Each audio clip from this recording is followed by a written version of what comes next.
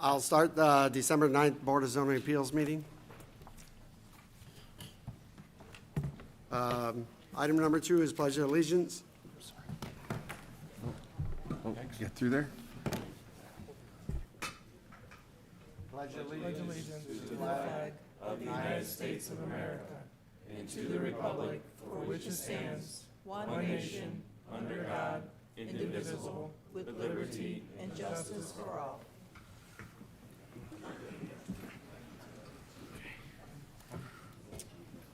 Roll call, David, would you please? Ryan Cager, Here. Mark Danielson, Vicky Guszrowski, Here. Nate Laux, Here. Pete Saunders. 4 present. Approval of minutes from November 12th. I'll make a motion to approve. Seconded. Motion and a second. All in favor? Aye. Aye. Item number, I'm sorry, Mark, I believe you're going to dismiss. Oh, Yes. Mr. Chair, I would like to request that the board consider the reordering of the agenda for the purpose of notification of the public of some changes that we propose and the efficiency of the meeting. So we would propose to move items 8, 9, 10, and 11 to the front of the agenda. And then I can also give an update at this time if you're okay with that change. thank you. So, we tabling the one? Going to request continuance. So are we, So we're going to take a vote? Yep. I'll make a motion to approve that.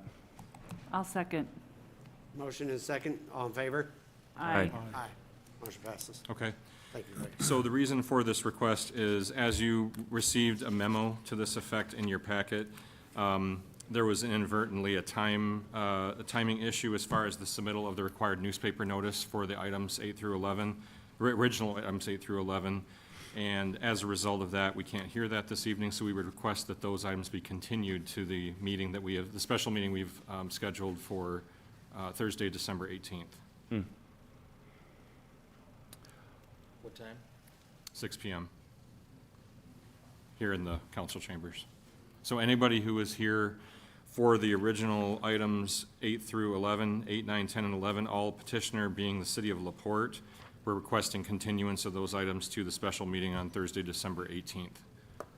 And we This is the wouldn't one be- on Bach And we Street. won't be handling any of those items tonight. So for clarification, further clarification, these are the items that include the use variance request at 128 Bach Street by the city of LaPorte, property owner, Diocese of Gary. Item 9, which was a variance of development standards, also at 128 Bach Street, also property owner being the Diocese of Gary Catholic Church. Item 10 is the variance from developmental standards for 111 Roosevelt Street, for setback variances at that location, owner Aurelio Melgoza. And item 11, variance of development standards, petitioner City of LaPorte, property owner City of LaPorte, for what is shown as 100 West Allen Street, which is also, for location purposes, the west, or the eastern 2/3 of the Scottfield property. So for clarification, if anybody's here tonight on those items, we're requesting continuance of those to that meeting. Thank you. Thanks, Craig. I'll make a motion to approve that continuance. I'll second. Motion and a second. All in favor? Aye. Aye. Motion passes.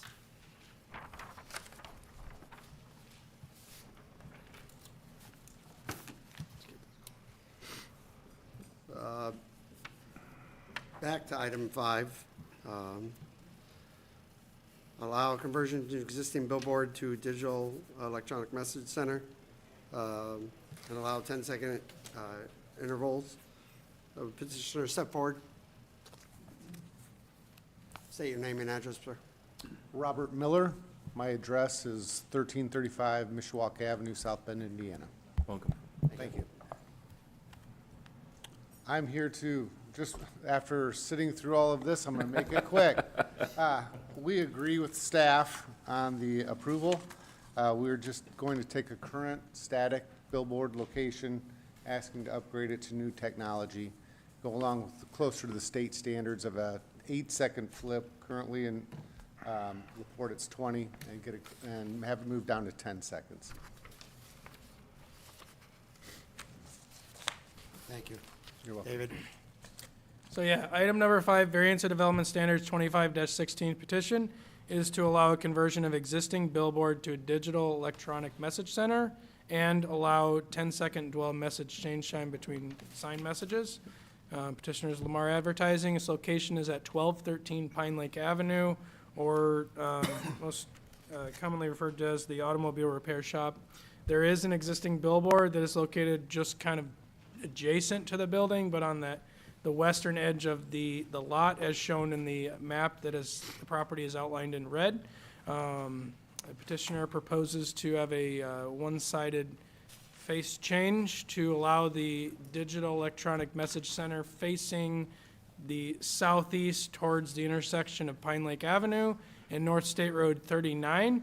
As you can see, the document that's provided is the image. It's a 30-foot height. It's a smaller sign than a lot of the billboard signs that are out there. Staff did go out and check out the property. So just going through, just reading that the section 19.06G requires a variance of development standards to allow the conversion of an existing billboard sign, for your reference, to an electronic message center sign because it's not currently allowed by the ordinance.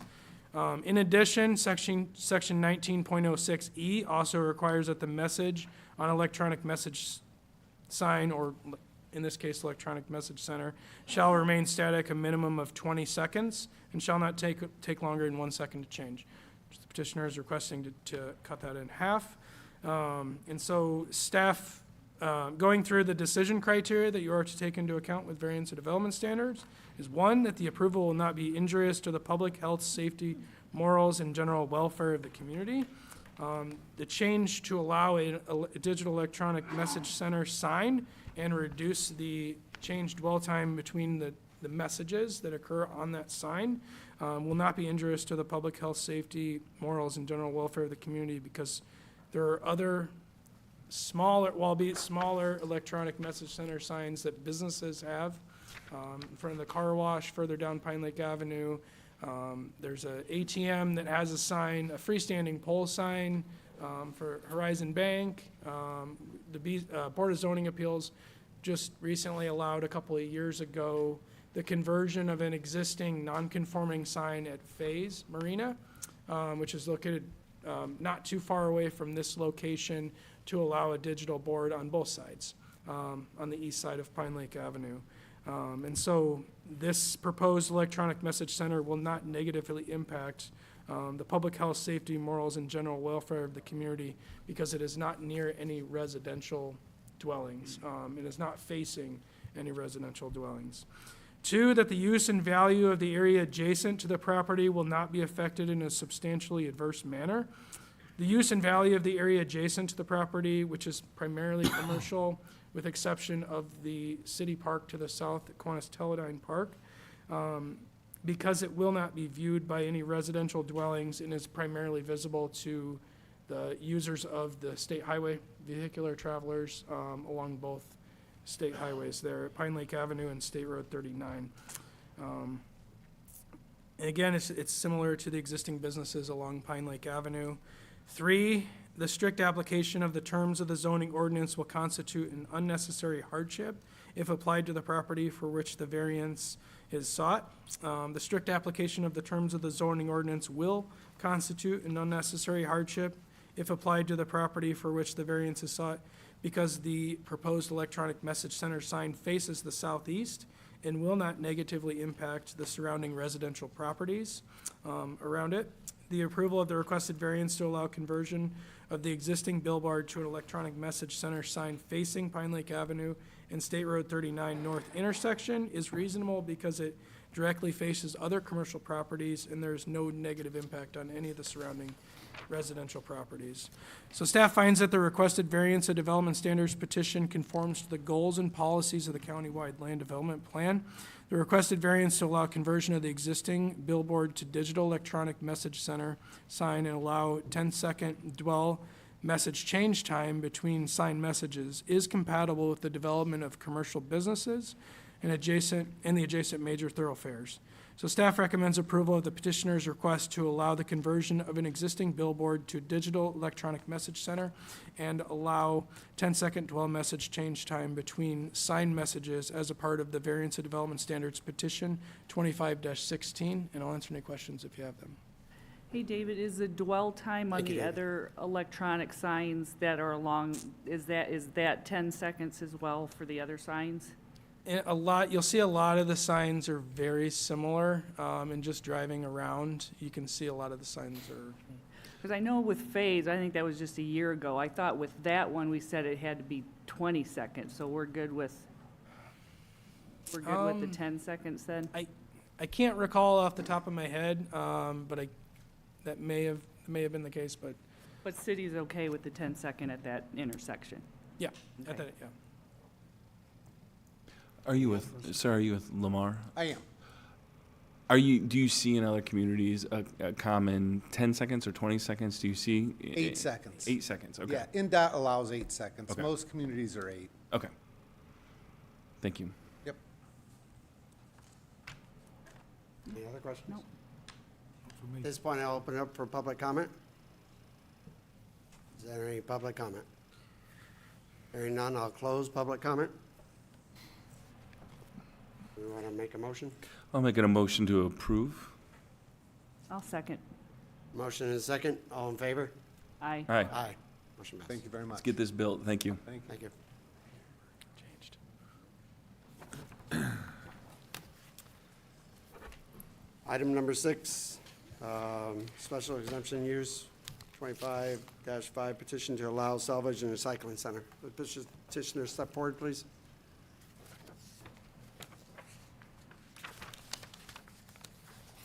Welcome. Good evening. State your name and address, please. David Shaw. I live at 7531 Lake Valencia Court, Fort Myers Beach, Florida. Thank you. Welcome up to Northern Indiana.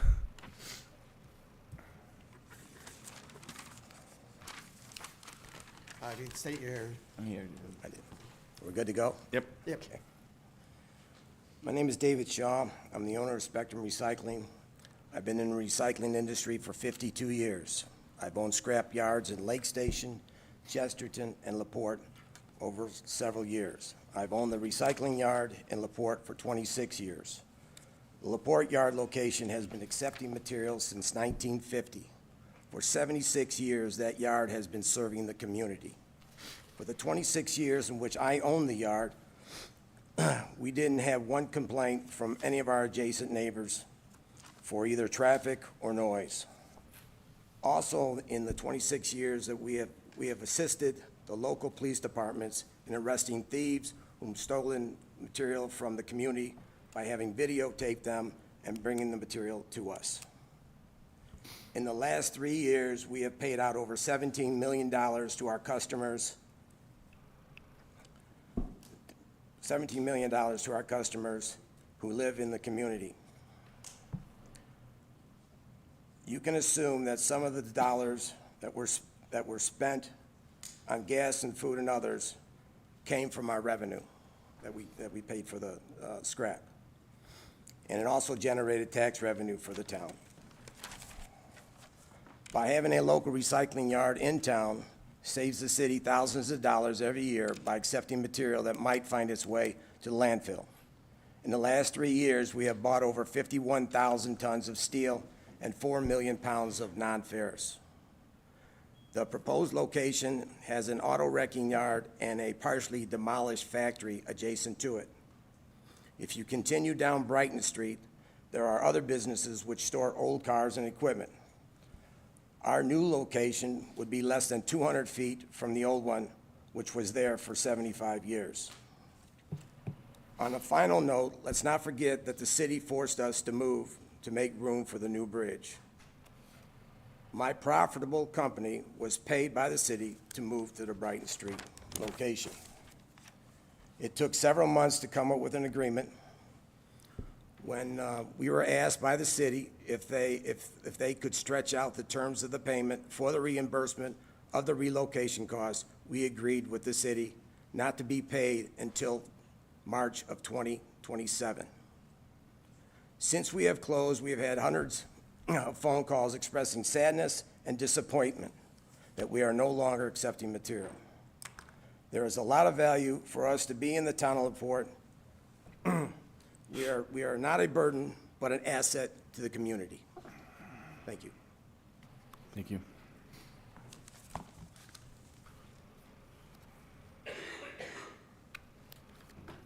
David? David, would you like to give your staff report? Okay, so item number 6, special exception use 25-05 petition is to allow salvage and recycling center. Petitioner is DHS LLC, DBA Spectrum Recycling Services Incorporated, 209 Brighton Street is the location. Property, as you see on the screen, is outlined in red. It's approximately 2.17 acres and is currently zoned M2 Heavy Industrial District. Currently, the subject property is basically a vacant industrial property, which they're requesting a special exception use to allow a salvage and recycling center on the subject property with a scale and small building for operations. As a part of this, I should mention items 6 and 7. Item 6 is the special exception use to allow the salvage yard and recycling center. Item 7, let me find it. Is a reduction Yeah. 2.17? There's a reduction, yes, yeah. A reduction in the minimum number of acres from 10 acres to the current size of 2.17 acres, and remove the minimum landscape setback along the southern property boundary. So southern property boundary, it's basically the whole southern property boundary. It's an odd shape, but it's all along the residential uses there. You can see that there's some houses kind of in that little cutout to the southeast of the property. The property to the west is a commercial use, so it's not a residential use property, so it only applies to the residential houses. For the trees, which is a 10-foot setback that would include trees. So they're requesting to remove that landscape setback completely.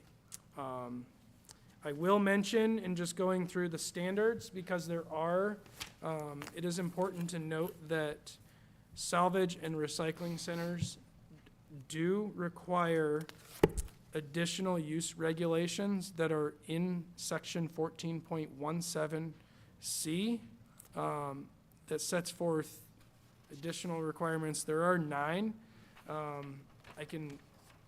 I'll briefly explain those. I've already touched on one of them. It is that the minimum lot area shall be 10 acres. 2, a minimum setback of 1,320 square feet shall be provided from any adjacent residential district. 3, the location, size, and layout of the size and its relation to the streets giving access to it shall be such that traffic to and from the use will not conflict with the normal traffic of the area. 4, the location, size, intensity, site layout, and periods of operation must be designated to eliminate any possible nuisance that might be noxious to the occupants of any other nearby permitted uses, whether by reason of odor, dust, noise, fumes, vibration, smoke, or lights. And 5, the entire site must be screened with a minimum 8-foot tall wall or solid fence in addition to the green belt and buffer zones that are required by the landscape section in 17.02. Material shall not be stacked higher than the screening enclosure. All material shall be screened so as not to be visible from any public road. 6, any area used for parking or unloading materials must be located within the site. Parking of trucks and loading or unloading of materials in the public road right-of-way shall be prohibited. 7, storage or disposal of any kind shall not pollute a water supply or contaminate surrounding land to the extent that public health is endangered. The surface water detained on the site shall be purified of contaminants before leaving the site or must be disposed of in accordance with the requirements of the health department. All storage and processing and disposal areas shall be a minimum of 100 feet from any wetland, drain, stream, or body of water. 8, the site shall not be located within 5 miles of any airport. 9, the county or city may impose such reasonable conditions as it deems necessary to protect the public health, safety, and general welfare from excessive noises, excessive traffic patterns, obnoxious and unhealthy odors, and any detrimental effects from the general operation of the use. And kind of with that being said, I'll proceed into the decision criteria, and just giving a brief overview of those because it's important to note in following the additional use requirements, those specific requirements of which the Board of Zoning Appeals is to take into account with a special exception use petition. 1, that the general welfare of the proposal will not be injurious to the public health, safety, and general welfare of the community. The approval of the requested special exception use to allow salvage and recycling center will be injurious to the public health, safety, and general welfare of the community because it is located within 1,320 feet of residential single-family dwellings and zoning, and a community garden site that is used for public use. 2, surrounding property, the special exception use will not be injurious to the use and enjoyment of other property in the immediate vicinity for the purpose already permitted, nor substantially diminish or impair property values within the neighborhood. The establishment of the special exception use will not impede the normal and orderly development improvement and of surrounding property for uses permitted in the district. Sorry, that's a long one. The special exception use to allow a salvage yard and recycling center will be injurious to the use and enjoyment of other property in the immediate vicinity for the purposes already permitted, such as the residential properties, the commercial properties, and the public use of community garden and green space. It will substantially diminish or impair property values within the neighborhood because surrounding property is primarily existing single-family dwellings. And I have a few photos that I took of the site, just the surroundings, just to kind of show the neighborhood itself, the commercial use, the public use, the houses around it, and then the commercial use on the corner there to the southwest. The establishment of the proposed use for a salvage yard and recycling center will impede the normal and orderly development and improvement of the surrounding residential and commercial property uses that are already permitted in the immediate vicinity. 3, hazard, the special exception shall not be hazardous to adjacent property or involve uses, activities, materials, or equipment which will be detrimental to the health, safety, or welfare of persons or property. The special exception use will be hazardous to the adjacent property because it does involve uses, activities, materials, or equipment that will be detrimental to the health, safety, or welfare of persons or property. Number 4, public facilities and services. The use will be served adequately by essential public facilities and services such as highways, streets, police and fire protection, drainage structures, water and sewage facilities, refuse disposal, and schools. Adequate measures have been or will be taken to provide ingress and egress so designed to minimize traffic congestion in the public streets. The subject property is served with essential public facilities and services and driveway access. Additional measures would have to be developed in order to minimize traffic congestion in the public street on Brighton Street and drainage structures on site for appropriate stormwater management for the proposed use for the salvage yard and recycling center. 5, development requirements. The development of the property will be consistent with the intent of the development requirements established by this ordinance for similar uses. The development will be designed, constructed, operated, and maintained to be compatible with and not significantly alter the existing or intended character of the general vicinity based upon the countywide land development plan. The development of the property as a salvage yard and recycling center will not be consistent with the intent of the development requirements established by this ordinance for the similar uses in the M2 district, which are mainly warehousing and other uses and the like. The proposed use will significantly alter the existing intended residential character of the general vicinity based upon the countywide land development plan. The current size of 2.17 acres on the subject property is significantly lower than the minimum 10 acres and does not allow for the adequate operations as required by the zoning ordinance for salvage and recycling centers. 6, ordinance intent, granting the special exception use will not be contrary to the general purposes served by this ordinance and will not permanently injure other property or uses in the same zoning district and vicinity. The approval of the special exception use to allow a salvage yard and recycling center in the M2 zoning district will be contrary to the general purposes served by this ordinance and will permanently injure other property or uses in the same zoning district, and the landscape screening could be provided between the adjacent residential properties. 7, county land development plan. The proposed use will be consistent with the character of the zoning district in which it is located and the recommendations of the countywide land development plan. The development of the property as a salvage yard and recycling center will not be consistent with the intent of the development requirements established by this ordinance for similar uses in the district. The proposed use will significantly alter the intended residential character of the general vicinity. And 8, the use regulations, which were mentioned, where there are specific use regulations contained in Article 14, the special exception use shall comply with all the regulations applicable to the use. This does have additional requirements. The size itself is not meet the requirements. The property would not allow for the specific use for the salvage yard and recycling center to take place there without additional measures to be brought forth.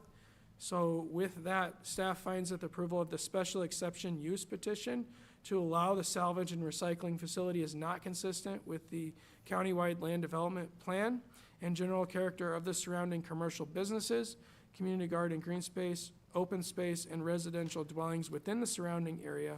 So staff recommends denial of the special exception use petition 25-03, as well as the variance of development standards petition. And I'll answer any questions if you have them. Thank you. Yeah, I have a question for either you or Mr. Phillips. I thought I heard him mention or something that maybe the city was working with this petitioner on a location that maybe this was, or I heard something about that. This was not it, huh? This was not it. Okay. It was a different location that I don't know what the status of that negotiation is necessarily, but it's not this location. Okay, thank you. Any other questions? At this time, I'll open up for public comment. If you would, please step forward, state your name and address. Welcome. James Sullivan. I live on 402 Pulaski Street. I've lived there for 18 years. They've been across the street from me for the entire time. They closed down briefly and then opened back up, and I've never had a problem with them. I know I'm within the 1,000 whatever feet it was. I live right across the street, so I've never had an issue. I have no problem with them. They've always been kind and courteous and friendly. And I think that, yeah, they've worked with the city, and I think we should allow them. I mean, that's just my personal opinion. I've talked with the owner once before. I had one issue, talked with them, very kind, took care of the problem, and never had an issue ever since. And like I said, I've lived there 18 years. I moved there knowing there was a recycling plant there. The noise never bothered me. They're always within the ordinance of not starting before 7 a.m. and I don't know what time it has to end, but they're always closed at 4, so I've never had an issue with it. So, I mean, I just ask that you allow them to. I mean, it's kind of a nice thing to have them there, and I know people use it. And there's one other thing I was gonna say, I forgot what it was now. But yeah, so I just ask that you guys allow them to be there because it is a benefit. Oh, that's what I was gonna say. So as far as the traffic goes on Brighton Street, well, when we build the bridge on Park Street, they're closing my crossing there on Pulaski Street. Why couldn't they be allowed to have an access right there also? And that would kind of get rid of a lot of the traffic on Brighton Street, and that's going to be a dead-end road anyways because the train wants them closed. So that's also an option to think about. Could make an opening there. So just my thoughts. Thank you. Thank you. Thank you. Other public comment? Please step forward.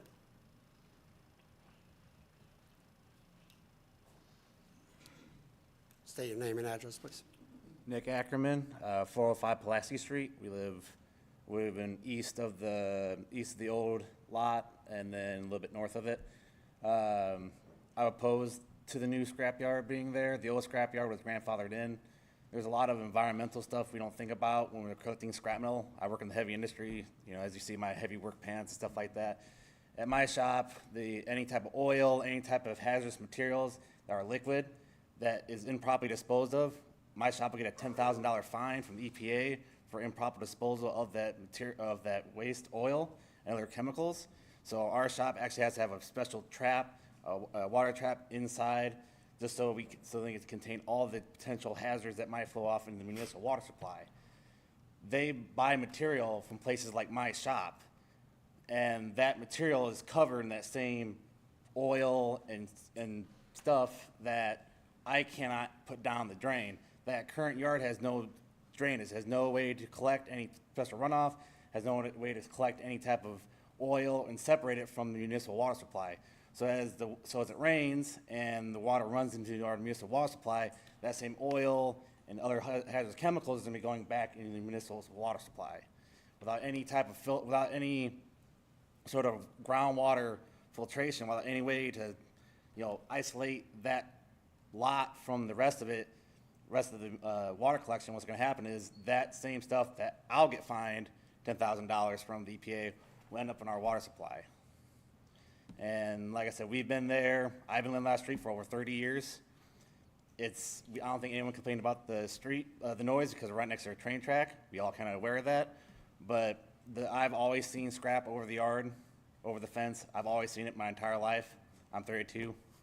I've always seen it. And like I said, my biggest concern is when it comes to health of not only our water, but then just the hazardous materials when it deals with the heavy material and material, you know, handling. Sure. Thank you. Thank you. Thanks, Nick. Any other public comment? Hearing none, I'll close this portion. Staff, do we have another? Now, are we voting on both items 6 and 7 together, Separate. I would do it separately. separately? Separate. Okay. Unfortunately, it really does not meet even one of the criteria for the location that it's being asked for. So I don't feel that I can vote in favor of this. Yeah, with echoing that, to go from 10 acres down to 2 acres makes me feel very uncomfortable. Right. And then to go from such a small 10 to 2 and then do no setbacks is really problematic to me. So So I would make a motion to deny this variance or this request for a salvage yard. I'll second So that. special exception first. You're making a motion to deny the Yeah. special exception Yes, request? to deny Yep. the special exception use. I'll second that. Motion and a second. All in favor? Aye. Aye. Craig, we still have to vote on the second one. I mean, we've already said they can't do it, so. Right. That's, Why don't you ask the petitioner if he wants to withdraw his petition? I mean, we can vote on it regardless, but. Yeah, he can either withdraw or you can, He's there, Mr. Shaw. or you can. Mr. Shaw?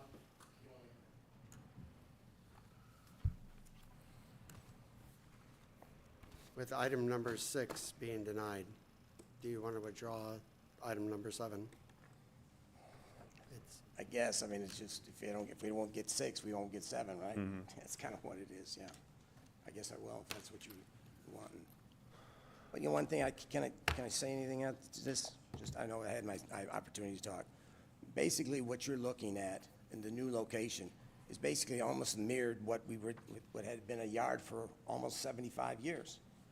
Okay, we moved 200 feet because we were forced to move that over there, okay?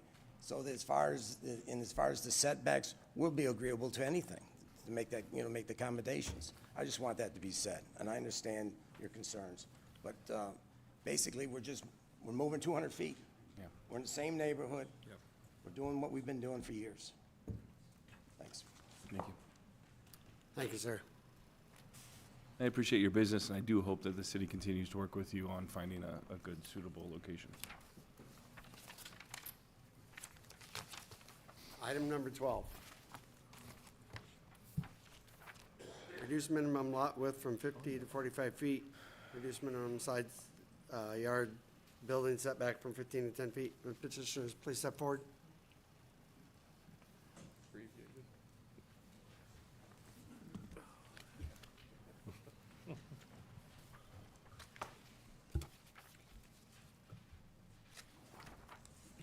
Good evening. My name is Bill Nelson. I am an attorney with Brady Nelson and James. I represent the applicant, Lennar Homes of Indiana LLC. This variance was consented to by the current owner, Recreational Properties US LLC. I got a couple housekeeping matters before we proceed, and I'm going to make a suggestion that I think you'll all appreciate about how we can shorten this meeting. But let me first start with some requirements that I just have to comply with, and that is complying with notice. I will submit for the record an affidavit of notification signed by me that includes affirmation that I provided notice as required twice in the newspapers, individual notice to all property owners entitled to it based upon contiguity. And I have also with this the affidavit of publication from the regional news verifying that notice of this hearing was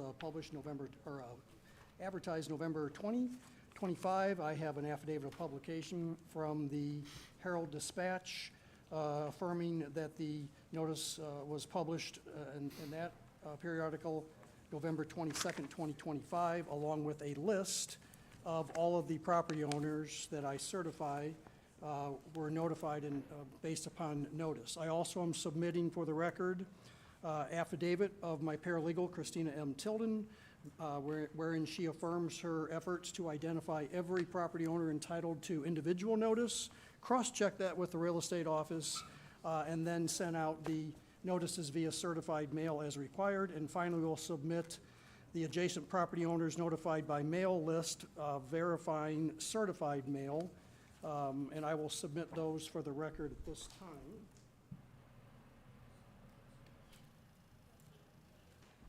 I will note that the green cards that were returned were submitted earlier tonight at the Plan Commission meeting, and those apply to this as well. The reason being that we did one notification packet to each individual entitled to notice for the Plan Commission meeting at 6, and this meeting also was noticed at 6 because you never know when it's going to start. Well, we're past that. Nonetheless, I would ask the record to reflect those green cards that were submitted in the Plan Commission be made of record in these proceedings, verifying that those green cards were submitted for this proceeding as well. Now, here's how I suggest we have an opportunity to shorten this meeting. May I first, I know that Ms. Kozrowski and Mr. Saunders sat on the Plan Commission board tonight and heard the presentation. May I ask that President Cager and BZA member Laux affirm verbally whether or not they were present for the Plan Commission meeting and saw the entire presentation related to this particular applicant, Lennar Homes? I was. I'd like you to do it all again. No, I'm just kidding. I was right there. Is that a yes, you were here, Mr. Laux? If not, I'm gonna need to get my bulletproof vest. Having affirmed that on the record, I would at this point move, well, there's nobody I guess there's no judge to grant that motion. I am going to request that the record of the Plan Commission meeting tonight and the entire presentation regarding Lennar Homes of Indiana LLC be incorporated into the record of this proceeding such that the entire presentation is record here, no different than had it been recited here, due to the fact that all of you have confirmed that you were either on that Plan Commission board and heard that, or were present tonight and heard that presentation. By doing so, that will allow us to skip directly to the relief sought, which is the 3 variances, without having to make the entire presentation again. That is what I'm asking the record to reflect, and I would ask that either I would ask that either, Yes, that's fine, sir. okay, I was just gonna say, I was asking Mr. President Cager or council confirm that, and we have confirmation from President Cager. All right, that allows us to move forward quickly. What I want to do, though, real quick, is just do this. Because it was a little bit ago, I want to just summarize what was presented. Bert Cook, Executive Director of LEAP, stood up in support of the project, talked about the home studies, and presented a letter of support from School Superintendent Dr. Wood. After that, I presented a history of the Briarleaf Golf Course, the attempts to keep it a golf course, and also provided a synopsis of golf course closures throughout northwest Indiana in the last 7 years. I addressed some key points from the housing study reports that were submitted into the record by Mr. Cook, clearly identifying the need for the type of housing Lennar is proposing. I also provided a presentation about the proposed development in the way of my summary, and then Todd Clevin, VP of Land from Lennar, provided a much more detailed ground level discussion and provision of information regarding the development itself. I then followed up with letting the Plan Commission know, and you now, through the incorporation of that record, what the permissible alternative uses are that don't even require authority, authorization, or approval from the city, many of which would be completely non-consistent with the residential nature of that community. I then talked about the impact of developments on surrounding properties, and I gave a example of the Iron Gate Lennar development in Valparaiso and the concerns of the Brigada neighboring subdivision, where people were concerned how would it impact their values. And I provided data from the records of Porter County government offices verifying that the assessed values of all those Brigada properties continued to rise even through the Lennar development. Finally, we had an expert with 34 years of real estate work in LaPorte County speak to you about his history with developments in this community over 34 years. And he said it hasn't been any in a while of any size, but verified how properties around those subdivisions that did get built historically tended to rise and benefited. And he shared much more information about how impact could be negative for surrounding properties if Briarleaf were to become an abandoned, overgrown, unsightly expanse. There's my summary of what is in this record now, and that is the information I will be asking you to utilize when you consider the variances that we request. Here's the variance we request tonight, and we are requesting these to be finally approved tonight in final form, contingent upon action by the city council with regards to the zoning request. So we are asking for final approval, but we understand that they would have to be contingent. Here's the three variances requested. A reduction of the R1D lot from 50 feet to 45 feet to better suit homes offered with lower square footage. Let me make this comment about that. There will be no reduction in overall lot size. R1D minimum lot size is 5,000 square feet. Minimum lot size in this development for the core home product line will be approximately 5,625 square feet. Horizon home product line will not have lot width, Horizon home product lines will have lot width at 61 feet, so far in excess of the 50-foot standard, and will have total lot size of approximately 7,625. So the lot width reduction will not affect all lots out there. It'll only be those homes of the smaller footprint. And in a minute, Todd Clevin will come and speak to these variances and how they impact this proposed development. The second variance that is being requested for approval tonight are minimum setbacks total for both sides. R1D standard is 15 feet. Lennar is requesting a reduction in total both sides setback to 10 feet, resulting in a reduction of 2.5 feet on each side. And the third and final variance that Lennar is requesting approval is a reduction in the minimum first floor square footage from 800 feet to 524 feet for the core home product line. Let me make a comment on that. All homes, if you saw I know you saw it because you were all here, all homes you notice had garages. And I'm told by Lennar that some will in fact offer 3-car garages, but all homes will have garages. For the core home product line that has a smaller square footage footprint, that still allows the home to have a garage, but forces more of the living square footage then up to a second floor living space. Standard R1D minimum total square footage is 1,000 feet. So the home has to be 1,000 square feet to meet R1D minimum square footage. All home product lines will be more than that. So the only request is a variance on the first floor square footage, whereas total square footage will still exceed the minimums. At this point, I would invite Todd Clevin to come and speak on behalf of Lennar as to how these 3 variants will promote this proposed development. Good evening. As Bill indicated, my name is Todd Clevin. I'm the Vice President of Land for Lennar Homes, and just for the record, our address, office resides at 1700 East Gulf Road, Schaumburg, Illinois, and I'm a personal resident of Lake County, Indiana, born and raised at 250 East 123rd Place, Crown Point, Indiana. I do appreciate the opportunity to move the previous presentation into this petition for the sake of time. So with that, I'm just going to, from a 30,000-foot, answer some questions that might be in your head. Why are we asking for these variances? As I indicated in the previous petition, Lennar has been in business since 1952, and last year we closed, I think, just shy of 85,000 homes nationwide. 90% of our communities are PUDs. That's typically what we ask for, but LaPorte, the city of LaPorte has a restriction against PUDs. So we would not typically be here asking for variances. It would all be covered in our PUD. For those that are not familiar with what a PUD is, it's a planned unit development. And basically, instead of having a classified zoning ordinance that covers that particular community, we would have our own zoning.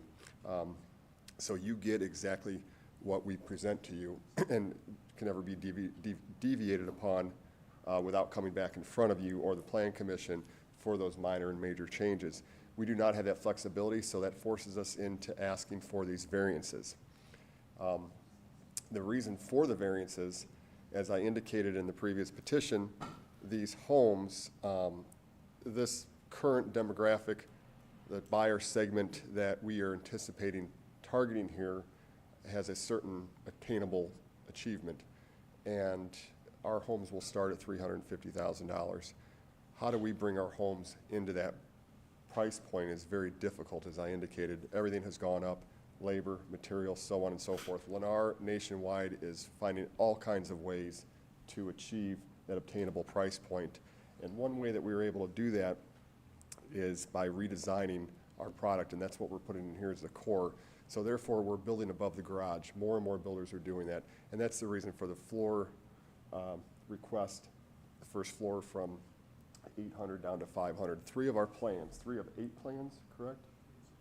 3 of 6? Did that include the horizon? Yeah, so 3 of 8 will is requiring that variance. So the other ones will not. They'll surpass that current standard of that zoning. So that's the reason why we're asking for the reduction in the first floor square footage. The home site or lot width from 50 to 45, again, is just to make it fit better with that core product. I consider these detached townhomes. Gives the people a little bit of yard. It allows us to maintain that 40% open space that I spoke to earlier. And then there's really no need for that product to have such a large side yard. So that's the third variance we're asking for, is down to from a 15 down to a 10. So what that means is in between homes, you'll have 10 feet versus 15. Essentially, it's a 5-foot side yard versus a 7.5. So those are the 3 things. Normally, that would be captured in the PUD. We would not have to be in front of the BZA, but we do not have that flexibility, so that's the reason we're here. I did not speak to our attorney about this, but just to be transparent and show you my honesty, if there's a way, council, city council, if there's a way that you would be more protective and want to attach these variances to the product that was shown here and the concept plan, and that concept plan may or will change as we get into the engineering, but putting myself in your shoes on the other side of the table, I would be concerned with well, the developer's asking this, he's showing this, but he could turn right around and do something different. And I'm here to tell you, you can include all of those plans for the record. Typically, we call it a zoning commitment or a variance commitment. Again, I'm just being transparent and honest with you, because that's what I would be saying on your side of the table, making sure that we're not doing a bait and switch on you. That's all I have. Is there anything I didn't cover? Real quick, I think so. Yeah, I think we're okay.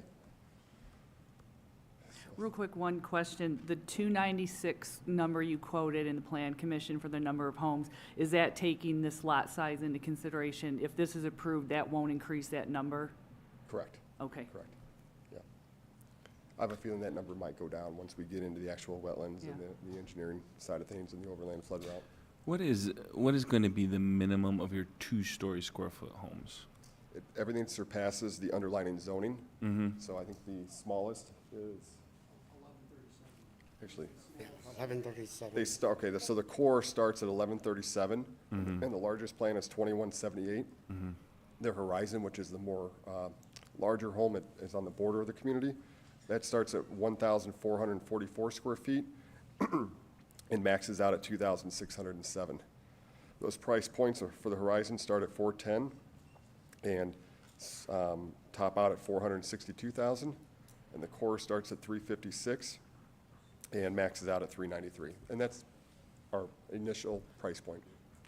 Those can change. Thank you. David, do we want to walk back through? Just really briefly, there's a couple of points of clarification that I'd like to make on a few things, rather than go through the whole thing. But Variance of Development Standards 25-20 petition is to reduce the minimum lot width from 50 feet to 45 feet wide. Reduce the minimum side yard building setbacks from 15 feet to 10 feet. And Mr. Clevin explained that that's the total side yard width, so 5 foot on each side. As he mentioned. Just wanted to make that clarification for the record, and reduce the minimum first floor square footage from 800 square feet to 500 square feet, because in the zoning ordinance, it does require that the minimum first floor finished area is 800 square feet or above. They're applying for that 500 square feet to allow flexibility with the design, with the 2-story units.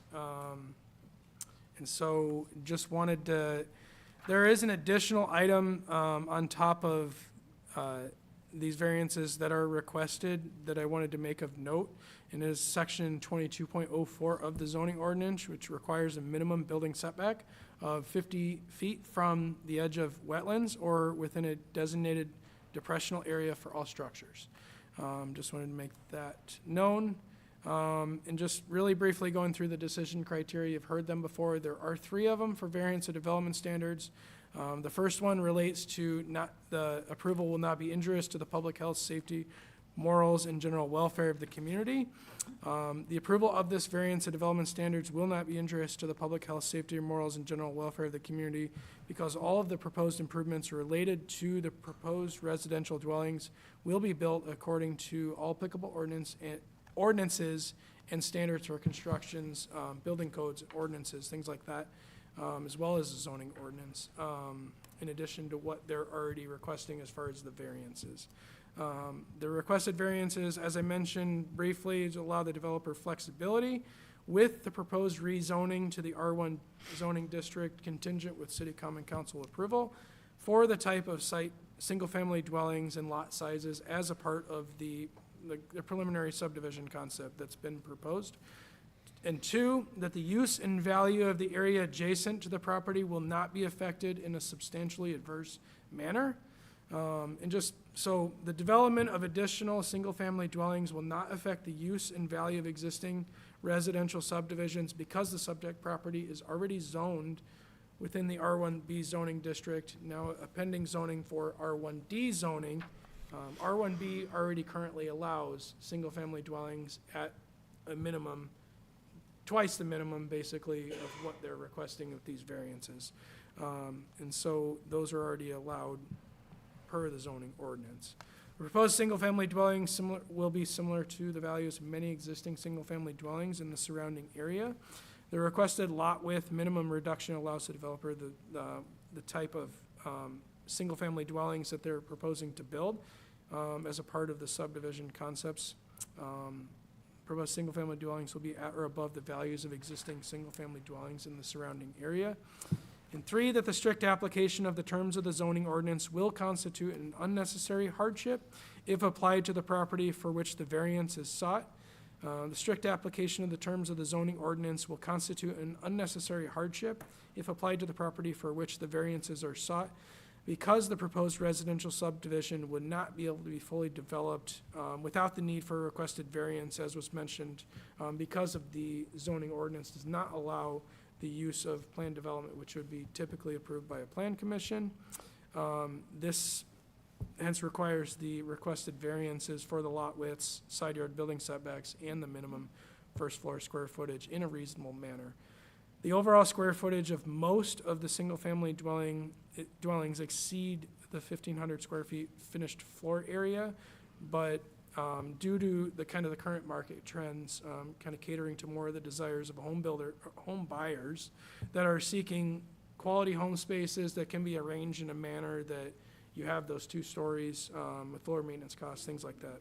So staff finds that the approval of the variance petition to reduce the minimum lot width from 50 feet to 45 feet, reduce the minimum side yard building setbacks from 15 feet to 10 feet total, and reduce the minimum first floor square footage from 800 square feet to 500 square feet is appropriate for the surrounding single-family dwelling land uses around the existing golf course. Staff recommends approval of Variance of Development Standards Petition 25-20 to reduce the minimum lot width from 50 feet to 45 feet, reduce the minimum side yard building setbacks from 15 feet to 10 feet, and reduce the minimum first floor square footage from 800 square feet to 500 square feet. My comments.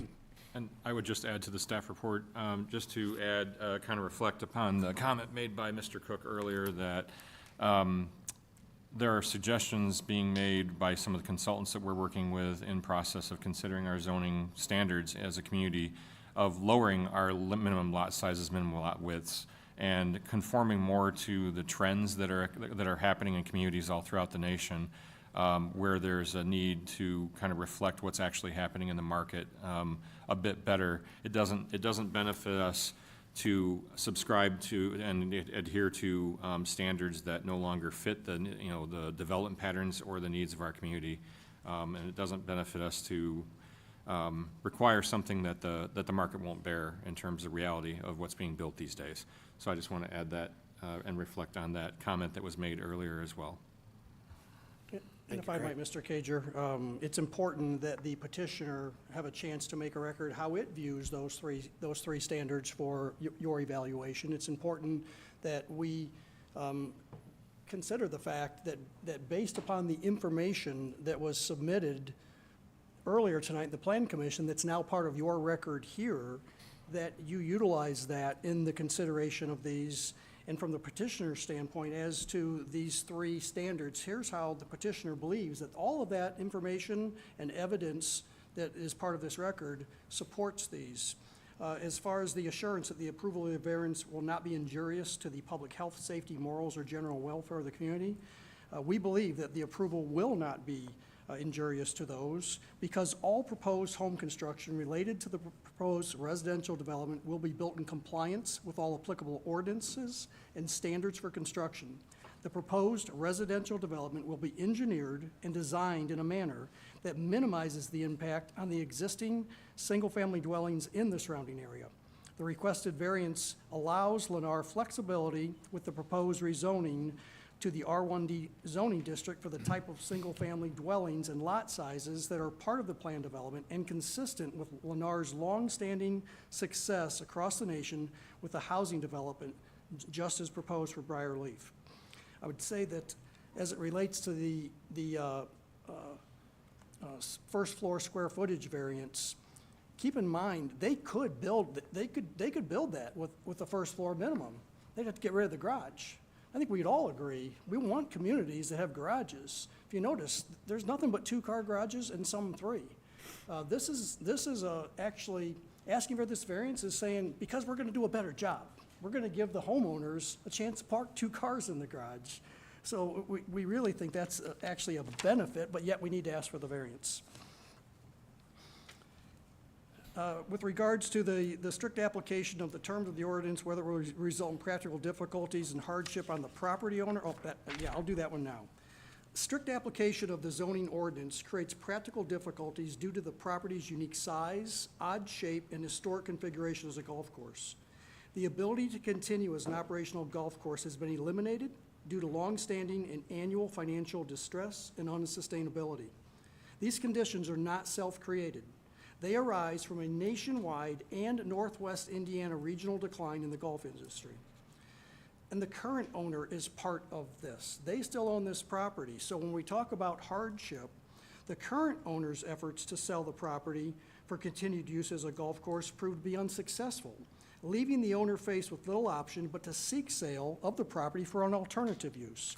The proposed alternative use is consistent, actually, with the surrounding properties. Denial of the requested variances places the existing contract for sale at risk, possibly forcing the current owner to find itself with little option for converting the property to a useful alternative in the community and struggling to find another buyer.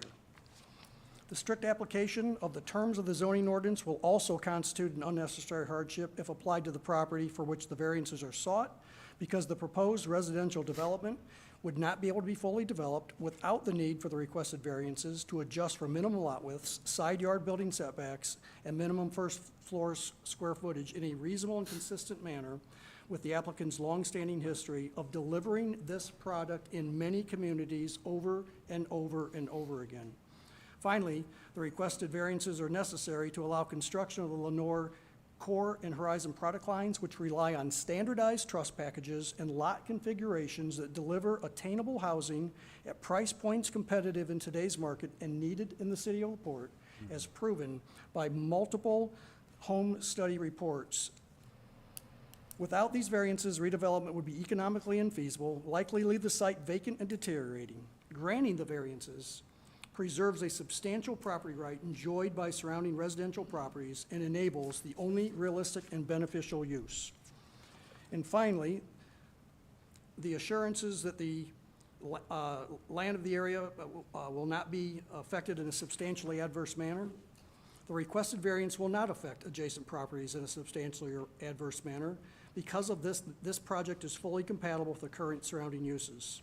Importantly, the variance does not authorize any use that is for the area, nor is it inconsistent with city's established development patterns. Instead, the variance will allow Lennar flexibility to design a cohesive, high-quality neighborhood that continues residential character already present while offering buyers various price points to meet the needs and demands as affirmed by the real estate professional with 34 years' experience who sat here and told you this is what his buyers are looking for.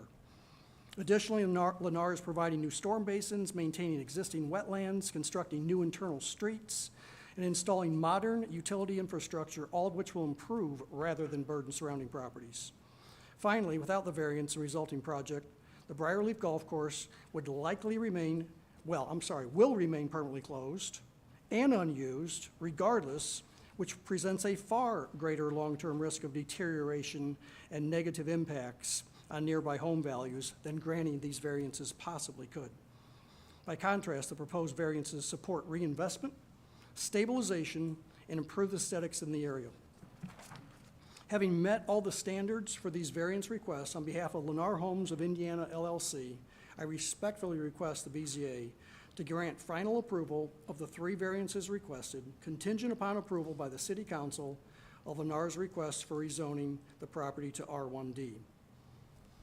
And the entire Lennar team is still here to answer any questions, as is the real estate professional. So with that, we will be happy to answer questions. At this time, I'll open up for a public comment. Anyone from the public?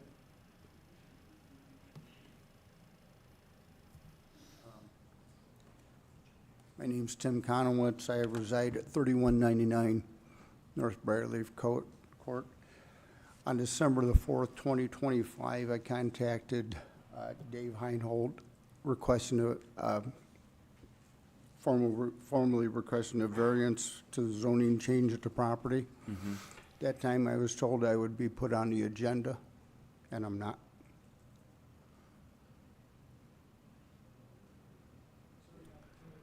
Yeah, you can, go ahead and, You were told you have an opportunity to speak. You, So that's what you're doing. Let me, can I have that? thank you. Thanks, Tim. At that time, I asked if there was a form that I needed to fill out, and he says, nah, just give me the, email me the variance, and I'll put you on the agenda. So you're requesting a variance for the Briarleaf Golf Course? I'm requesting a variance, I guess, on the variance submitted by Lanier Homes. Tim, if I'm hearing you right, you want to edit their variance? To a degree, yes, and I want to bring a point to the board about the berms and the green areas that's there. Okay, so, only a property owner or somebody that is affiliated with a business to that property can request the variance, and as a board, we can only evaluate the petitioner's variance request as presented, and we can't, I mean, we can address modifications, and you can address that during your comments right now, but That's, okay, that's what I'll do then. Yeah, please, That's please do. fine. Thanks, Tim. Excuse me for a minute. Yeah. Is there any other public comment? He's coming back with it, but Is that for? Tim's getting I'm his sorry. stuff. Yep.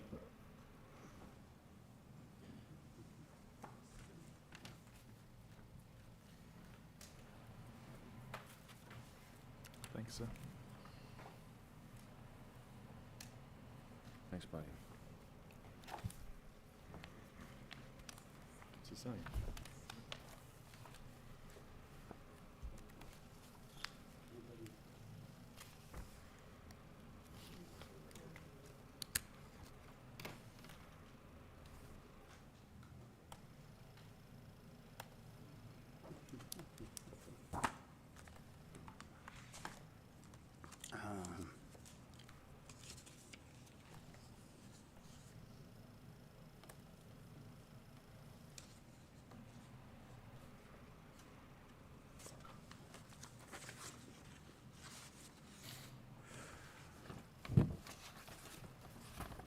Okay, my concerns regarding the buffer zone Exhibit A, I'm urging the board to adopt a buffer zone type A outlined in the site development provisions of Article 17, Table 17.02, C2, the heading Requirements for Buffer Zone located in the cities of LaPorte or Michigan City.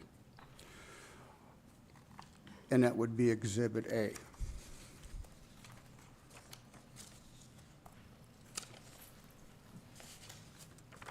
And if we look at Exhibit A,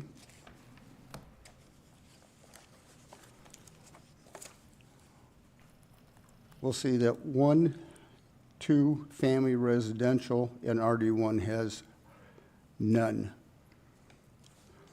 There's no required buffer zone for RD1. Lanier Homes tells us that there's going to be a 25-foot buffer zone with a walking path. What I'm recommending the city to do is, in Table 17.2C2, buffer zone landscape screening requirements, is buffer zone type A, a 50-foot buffer with 1 canopy tree and 3 evergreen trees.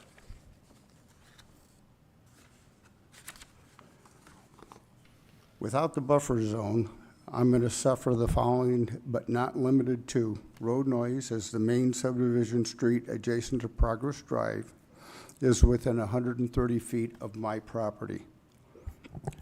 Resident noise, that is barking dogs, domestic disturbances, loud parties, vehicle noises, such as cars with special exhaust systems, construction noise, excavation traffic, construction worker foul language, construction traffic and machinery will disrupt my daily life, as will dust, dirt, and during the construction. I will have to incur expenses to my property to protect my property and my privacy. The covenants of the Villas of Briarleaf state no owner shall construct or erect or allow construction or erection of any building, shed, fence, or other structure. I can't even put up a fence between them, so it doesn't leave me much recourse. I'm not going to bore you with that. During the community meeting held October 20th, 2025, attended by approximately 30 representatives from Tiffany Woods, Sharmar Hills, and the Village of Briarleaf, as well as city official Tom Dermody, Lanier representative, and LEAP director Bert Cook, the following points were clarified. Now, this was in an email that was sent out to all the residents at Briarleaf. Sir, just as before, you're approaching 3 minutes. We only have, there may be other public comment. And obviously, this exhibit has been submitted, so we can read through it. But if you can summarize. And also, as far as the buffer, are you planning on creating a buffer zone? Because each property owner has their option to create that as well. I think what you're saying, real quick, government sometimes is needlessly complicated, and who does what is sometimes hard to figure out. We can't actually tell them what to do in this. What we can do is either approve or deny their zoning appeals. And so what your probably next step, Tim, is to go to your city council. Go to a city council meeting, talk to your city council rep. I don't know who it is out there. The mayor could probably tell you. But talk to them and then come to the city council when they're debating this, because they'll have a better chance of actually talking about these things and maybe talking to Lennar. The best chance, though, is to talk to Lennar and figure this out. Because I think your concerns are absolutely something that should be taken into consideration. The next thing I would do is talk to your HOA, because you should be able to put up a fence. So, in my opinion, so I don't know if your HOA person's here, but I can talk to them for you. No, I have no HOA person here. But we cannot approve. All we can do is just approve or deny the appeals that are brought before us. So we cannot tell them to add or deny anything. So I just wanted you to know. Okay. All right. Thanks, Tim. Thanks, Nate. Appreciate it. I appreciate you, buddy.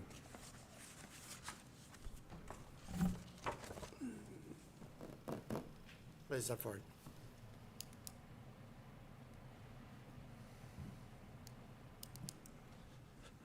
My name is Paul Skiat. I'm at 3196 North Briarleaf Court. I have two items. One of them just came up. As a former board member of the Villas of Briarleaf HOA, out of the question. No fencing, none, zero, cannot happen, all right? Because it just opens up a Pandora's box for a lot of different issues that would come up. So there will be no consideration given for any fencing. Which is certainly, within your right. Also, because of the way we are finding out now, because of the way the property is being surveyed, the property, Tim and I live right next to one another. We've got about 5 feet from our deck to where the property line is. We have no room for a buffer. Yeah. And I do want to say, I had talked to Todd, had an opportunity to have a discussion with him. And in general, I just want to indicate, from my position, I had thought that this development was going to be part of what we would call a neighborhood.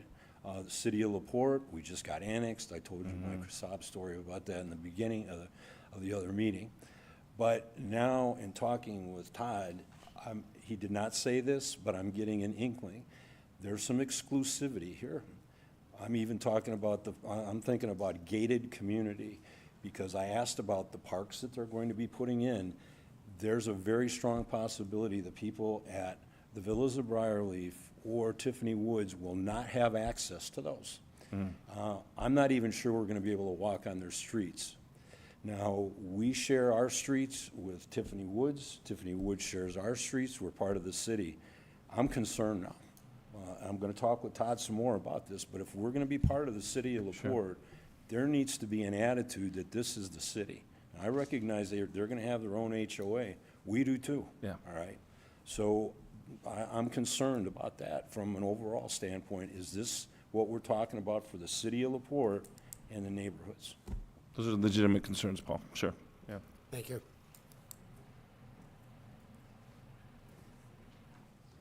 I so wanted to mess with him and object to carrying over his comments from the Plan Commission, but I don't think my client would appreciate that either, and I'd like to carry mine forward as well. Sure. It's way past my bedtime. So I'm not even gonna repeat all of my comments I stated before. You know who I represent. Mr. Schaffner, he's got an over $1 million house. By taking this down to R1D was bad enough. Taking the lot size down any smaller, reducing the setbacks, it's just, you can't say it's not going to reduce the property values of the surrounding property. Common sense tells you that. Tell them you gave them the R1D, and they're gonna have to live with that, and it's 5 feet. They can make 5 feet work, and quite frankly, with 5-foot setbacks on each side of a house, if it's a 2-story house, you can't even get a letter on your property if somebody builds a fence to be able to clean the gutters or maintain your siding. So please, tell them no, you've given them enough tonight, and the only unnecessary hardship here is their business model. You heard Mr. Nelson say it. They do this is how they do them, they have to maximize the lots. You went from R1B to R1D, tell them that's enough, and they can live with 50-foot lots, and they can still make a profit. That's not an unnecessary hardship. Thanks, folks, and good night. Thank you. Thank you. Any other public comment? At this time, I'll close public comment.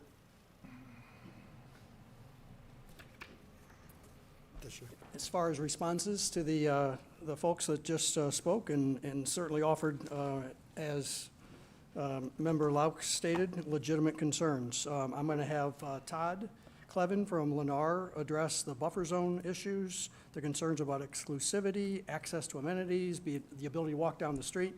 All I want to address is Mr. Amber's statements. That's what us lawyers do, right? As far as Mr. Amber's statements, when he says this has to reduce the reduction in value, I can't say that. I have a law degree. I practice law for a living. I'm not a real estate expert. I've known Dave Ambers since we were kids. He's a darn good farmer. He knows that, and he knows law. But I would posit that he doesn't know real estate any more than I do, which is why we brought someone who knows that industry, who talked about the anticipated lack of impact on surrounding property owners based upon his 34 years of history and seeing developments like this. New construction, whether it be large scale, small scale, historically has actually improved. They sold out the subdivision quickly, and now people were looking to buy around it, and prices went up. The real estate expert is what you should be listening to on that, not me, not Mr. Ambers. We're just lawyers. Real estate people know real estate, and you have plenty of evidence tonight, along with the evidence presented, factual data on how Irongate and Valpo did not have a negative impact on values on the surrounding property at Brigada next door. The final thing I would say is the unnecessary hardship. I didn't just say there would be unnecessary hardship on Lennar. I said there will be unnecessary hardship on the owner. I am authorized to speak on behalf of that owner tonight via their consent and their words to me. They cannot sell this as a golf course. They pivoted because they had no choice. If we deny a residential community like this there, you heard Mr. Clevin say that part of this is economies of scale as well on the ability to, the desire of a company like Lennar to come in and do a development like this. If someone says, well, you got to build them on 2-acre lots, Lennar's not here.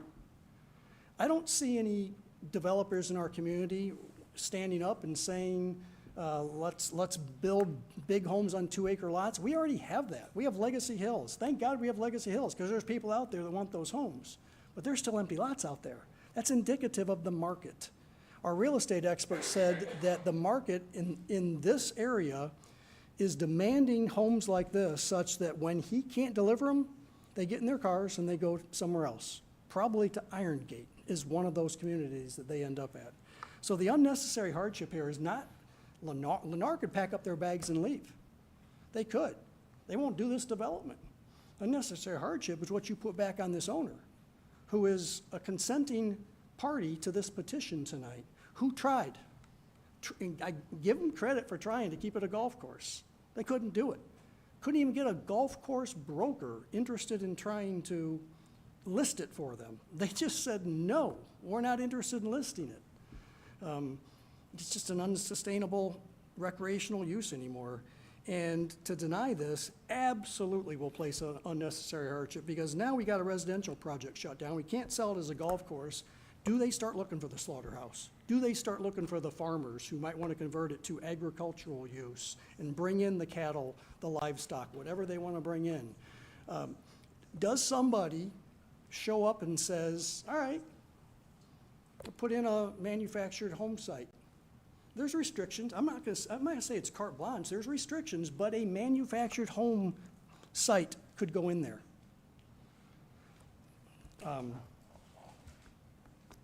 But they're not there. 3 years they've tried. It's an unnecessary hardship on that owner as well. So those are my comments with regards to counsel for James Schaffner. At this point, I would ask Paul to come and address Mr. Conowitz and Mr. Skiat's concerns. You call me Paula, you just get the back. Oh, well, you've been calling me Ryan. Todd, before, real quick, sorry, I do have a question for you. Did you mention that the outer lots, not the smaller inner lots, but are they going to, your intention is to keep them at 50 feet and not go to 45? Or are you going to do those at 45 as So well? that's what I was gonna do, and Okay. also address, I'm gonna apologize. Conowitz, am I saying that correct, Mr. Conowitz. Okay. Luckily, the older I get, my heartstrings get pulled a little harder. That's why, when I was young like these guys, I probably wouldn't commit to this, but he's definitely pulling my heartstrings. Can I commit to a 50-foot? I think it's too early in the game to tell if 50-foot will work, but to your point, I believe you could give us an approval contingent upon us satisfying a buffer behind Mr. Conowitz's house. And so you have my commitment that we already show a buffer around his home. He's in the villas of Briarleaf. We're scaling it. It looks like 50-foot would work, but I hate to commit to if I can approach it, if you don't mind. Yeah, go ahead. So I believe, Mr. Conowitz, I'm gonna kneel down. You live right right up here? Oh, he has way more. So we're measuring this buffer here, and it's falling right around 50 feet. Yeah, he actually lives on the west edge. Down by 83. Yep. Right here. Yep, right now. So again, I can agree to providing a buffer. If you so choose to move forward with an approval tonight, I would be fine, unless my counsel feels I'm agreeing to too much, contingent upon that we satisfy a buffer between. How wide will the buffer be? That's what I'm alluding to right now. I would love to say 50 feet, but I don't know if we're gonna have that flexibility as we get into the actual engineering and the, I understand that. But- You have a 50-foot buffer on the. right now it shows 50 Right, foot. It shows 50 Yeah. foot, and it cuts down to 25 feet. Mr. Conowitz? Well, I think it's 50 feet behind his house. Yeah, so, I mean, again. Hold these- on, no. I'm sorry. One person at the podium. So, Sorry. Yeah. again. Just for clarity, the minutes get really hard if we're not talking, but. Sure. So I will defer to our engineer, Madeline, with Mackey, to answer that question, and then I'll go back and let you know what I'm willing to agree to. Thank you. Name for the record again, I would assume. All right. Madeline Larman with Mackey Consultants, 9575 West Higgins Road, Rosemont, Illinois. Civil engineer. So, yes, I can't say the exact dimension that's currently shown on the site plan. Just the scale is large, but I do have a little mini scale that I brought. And even from that corner house, which is, Tim's house, the pinch point there, it does look like we have a decent dimension from the lot line. And then, don't forget that we also have, some ability to provide a landscape buffer within the lot, but that still gets kind of restricted and landscaped out of the gate. So we do have options to provide a buffer, like Todd was saying. The exact dimension at this kind of illustrative level of design probably would be unwise to commit to, but certainly, landscaping and there would be dimension, don't forget, of course, to the home with rear yard setbacks, things of that nature. So when we talk about buffers, there's a distinction between to the lot line, to the home. There's a lot of room in between there where we have options from, easements and things of that What nature. kind of buffer do you usually put between that kind of, residential, area there? What does that buffer look like usually?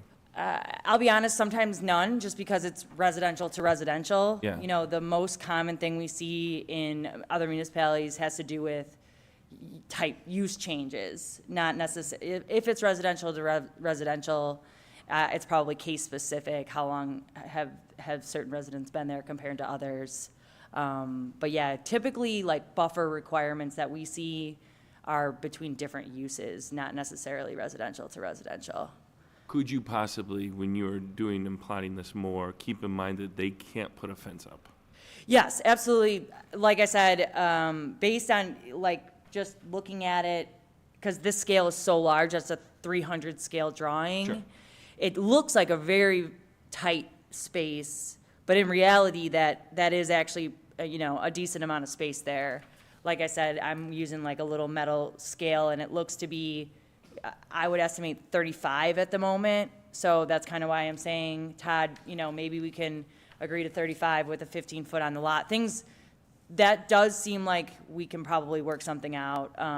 So I did want to, that's what I was telling him and why he's feeling a little bit more comfortable. And then one other thing I wanted to kind of talk about outside of that rear yard buffer topic was with regard to the side yard setbacks. I just want, when we pick a minimum lot size, it is to fit the maximum lot or home width. So in almost all cases, that's typically the ranch style home is the wider one, because obviously you have to fit all the square footage on the first floor and still want it to be big enough and livable. So that setback reduction is for one home or more than one home, but like the main home it's for is for the ranch. So when you have that variety of home types, they have like 6 in the core product, maybe 5 or 6. They're all different sizes, so it won't feel like every single home is 10 feet apart. Some will be 10 feet, some will be 10 feet apart, most won't, because they've got a 28-foot wide, a 30-foot wide, things of that nature. So it does vary on the home. We just set up the variance to make sure that the ranch fits on the lot, for example. And only one other thing I wanted to point out as we talk about the actual property is you do have a pretty decent pinch point right in that central zone, if you can see. The lot numbering on that would be, kind of there, right. If you go kind of north-south, if you were to draw a line, you only have so much dimension. So the 45 feet specifically in that area allows you to give that buffer to those surrounding neighbors, right? So if all those homes had to be 50 feet, for example, where are they gonna take that 5, 10, it starts to, you only have so much dimension, you can start to picture, well, I need to use this land. And so it kind of does provide you that ability to give the buffers on the outer edge and keep it a little tighter on the inside. So that was, part of the, I guess, thought process there. Thank you. Thank you, Matt. Thank you. That was a good point. Can Madeline. I interject something here? I think we're getting a little bit off topic. I'm growing increasingly concerned that we're deviating from the topic at hand in the fact that I want to offer up that if this was a standard single-family subdivision that was 100-foot wide lots or 80-foot wide lots and, was platted, a subdivision plat was submitted we wouldn't be having this conversation about buffering or other requirements between homes or fence lines or anything like that. They could build those homes as of right without any variances whatsoever. So I just want to offer that perspective. I think we're getting a little bit off topic in terms of the requests that are being made here. Can somebody please at least address the comment about how people are not gonna be able to walk on the sidewalks? Sure, okay. I just wanted, one last point with that Madeline brought up about the 10-foot side yard. That's a very good point. The only time you would have that 20 feet is if we did ranch. And Lennar is probably one of the anti-monotony hardest, we're harder on ourselves than municipalities are, and we make sure that we follow that as far as we're not building the same house in a row. So we might build a ranch, and then next to it might be something else, or it might be reverse left-hand garage, so you have jogs in the house. So you would very seldom have two homes that are 10 feet apart from each other, because we have smaller products that will be on the lot next door. As far as the amenities within, the gentleman that spoke about the roads, not being allowed to use the roads or the sidewalks, these roads will be public, so the roads are public, the sidewalks are public. Unlike the community that he lives in, those are private. So I personally cannot walk in his community, I'm guessing, and he could have me removed. Now, the amenities within our community, again, they can use the sidewalks, they can use the streets. That park, if the municipality would like that park to be public, by all means, we'll make it public, and then anybody could have access to it. The walking paths within, typically the municipality does not want that maintenance, they do not want that liability, so those are typically owned by the HOA. Are we standing out there policing it, saying you can't use it? Absolutely not. This comes up in a lot of communities, so it would be private, it would be exclusive to our residents. I spoke with the gentleman out in the hallway after the Plan Commission meeting. There might be a way that we could possibly capture the villas since they feel like they're part of that, but to go outside of the boundary and let somebody else in, again, we're not gonna police it, but if there were some sort of vandalism or some reason they needed to pull that mechanism and say, this is private, you're not allowed here, that's typically how it's governed.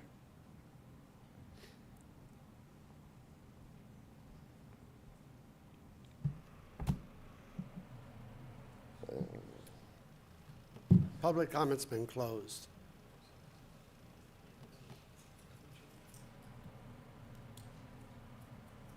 Now, going back to the buffer, again, if you wanted us to commit to that, I'm willing to commit. I just can't commit to 50 feet at this time because we do not know how that's going to lay out. I would say I'm 95% sure we could do it. It looks like this road curves up and we could bring that down a little bit and gain some space there. But to your inquiry about how we develop our buffers, the main benefit of that buffer is owned and maintained by the HOA. So that will be mowed and maintained simultaneously as all the other outlots. And therefore, if homeowner 35 wanted to mow his grass on Monday and the gentleman next door didn't mow it for 2 weeks later, you would have different maintenance taking place, and this will all be mown and maintained at the same time. So it'll be aesthetically pleasing.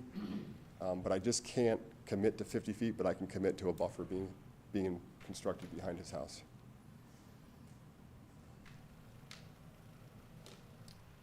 Staff, any other questions? No, from me. You want to make a motion? So just to clarify, I mean, I feel like we negotiated a lot of more stuff in there than we should have. So we're just voting on the variance, not, Yeah, just the three. All the variances. extra okay. details. Yeah, no.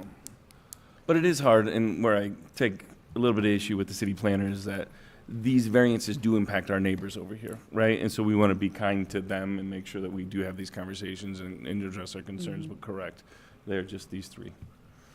So Vicky, you heard that they're willing to condition the approval on a few concessions. If you want to accept that, you're Can we perfectly able. clarify what the concessions, there was a lot of stuff going on. Can you clarify what those concessions would be if this were approved? Sure. So as you can see, the entire concept plan that is in front of you this evening, and that was also submitted as part of the petition, shows a buffer to the adjacent property owners. I'm willing to commit that we will build that buffer. Are you talking the buffer just around Briarleaf or? I apologize. I know it's clear in my mind. Yeah. I've been looking at these for years. So You're in talking. between the home sites, We're just talking about the condos, right? Right, yeah, are you talking about all of the buffers? Yeah, I'm sorry, we've been here 4.5 hours, so let's stick to what is on the agenda. Sure. I'm talking about the entire development. Okay, You can see this buffer shown. all the way around. All the way around, it butts up to adjacent properties. Either open space or some sort of landscape buffer is what I'm willing to commit to, Okay, as shown on the current concept plan. okay. so we can make the approval contingent on that if we wanted to. Pardon me? We could make this approval contingent on that, is what the. Yeah, I mean, I would make the motion to approve the variance of development standards, all three of those, and then with your addition of the buffer zones. Condition. Yeah, with that condition. And being that it's contingent on the city council approving the R1D. Obviously, yeah. Absolutely. And I would Second? I would second that. Motion and a second. All in favor? Aye. Aye. Motion Very passes. much. Sorry for keeping you guys so late. Appreciate it. Looking very forward to becoming partners within your municipality and looking forward to the next one. Thank you. Thanks, sir. Old business, new business, other business? I'll make a motion to dismiss. I second. All in favor? Aye. Aye.